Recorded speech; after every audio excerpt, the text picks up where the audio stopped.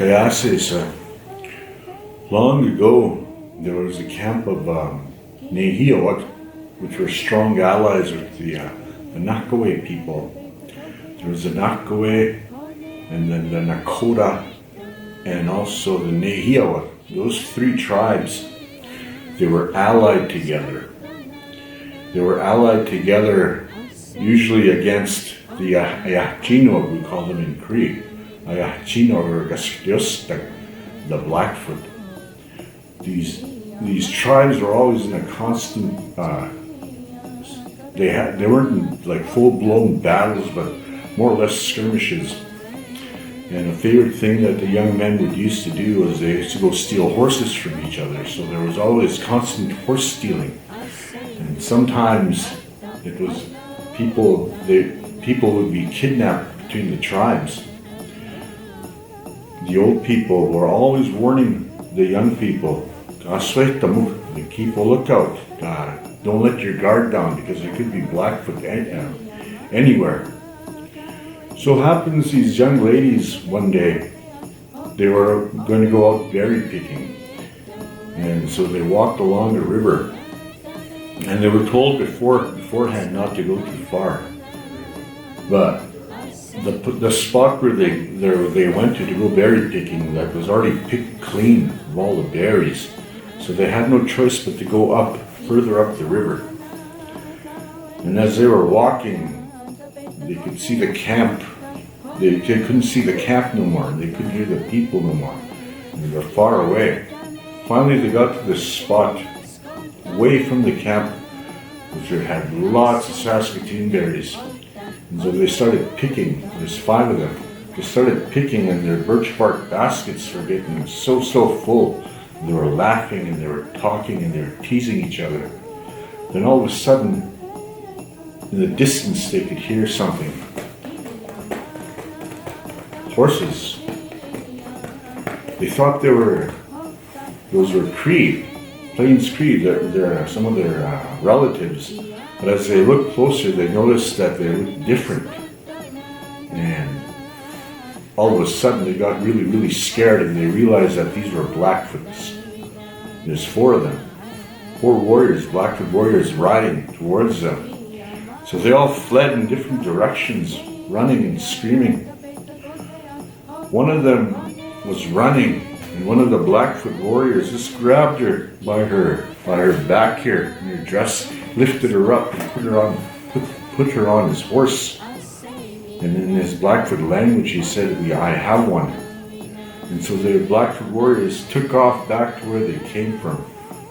And the ladies were running back to the camp, screaming. Sure enough, they got to the teepee of that woman that was taken and told her husband that the Blackfoot had taken his woman. So he got really angry. His name was Nimnagus. Now Nimnagus only had one eye because in a battle in the summer before, the Blackfoot had gouged out one of his eyes and let him go. I don't know why they did that, but that's how the story goes. And he got angry. And he grabbed his knife. He had this really long, sharp knife that he had, and he put it in his belt, and he jumped on his horse and he took off. He never even asked anybody for any help, and he just took off after asking the ladies where they were berry picking. So they told him, and that's where he went riding. But now the Blackfoot were far away. They were traveling back to their home country. And Onimnagus, the guy with one eye, who had lost his wife to the Blackfoot, chased them. And he just went riding all night and all day. I don't know how many days he rode.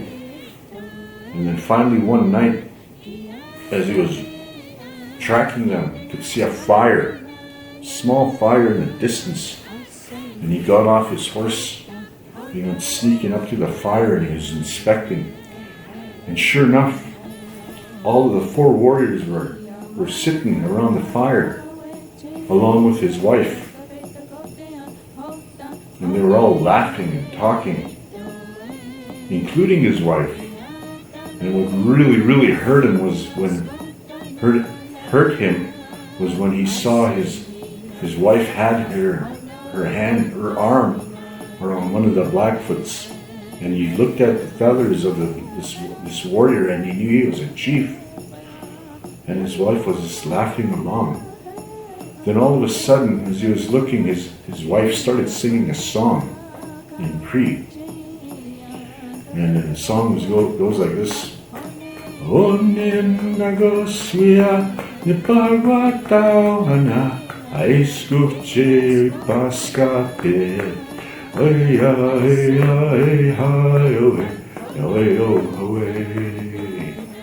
Onen nagoswia nipagwatauhana aiskuche paskape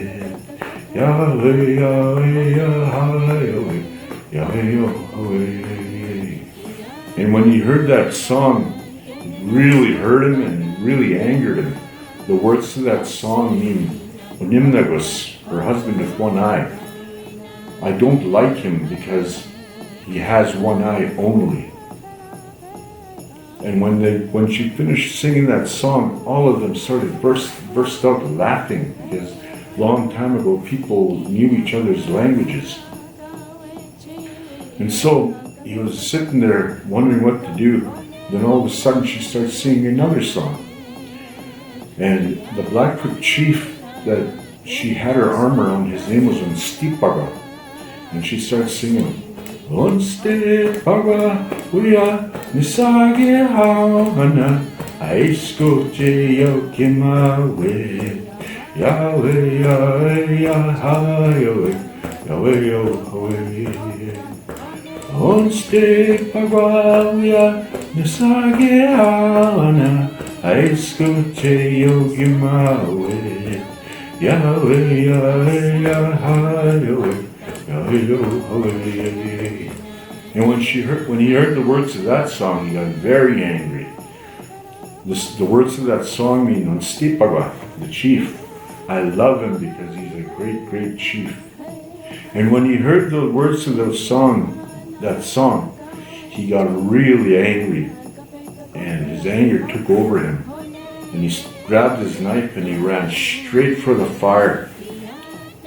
He kept running as fast as he could, and they couldn't hear him. And then he jumped right over all of them, and he landed right in the middle of the fire. And he started kicking the burning wood and the ashes and then into their faces, and they didn't even know what hit them. And while they were doing that, he took his knife and he sliced up the Blackfoot chief, literally sliced him up. And he also sliced up all the three other warriors. And when he was done, he looked at his wife and he held out his hand and he said, "Let's go." So off they went. Not only did he take his wife back, but all the other horses that the Blackfoot had taken. They had taken many horses from somewhere, and they went back home.